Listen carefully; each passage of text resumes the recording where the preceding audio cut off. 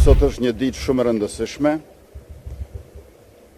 Votojmë për të vendosur për 4 vitet e ardhshme në komunat tona, për qerdhen, për shkollën, për ujin, për shëndetin, për shërbimet dhe për infrastrukturat në lagjet e qyteteve dhe fshatrave ku jetojmë. Përveç se qytetarët e Republikës Kosovës, jemi edhe banorë të komunës, prandaj ftoj të gjithë qytetarët pa dallim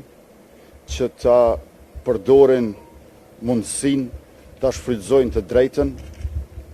të bëhen hizëtar në zgjidhjen e problemeve që kanë,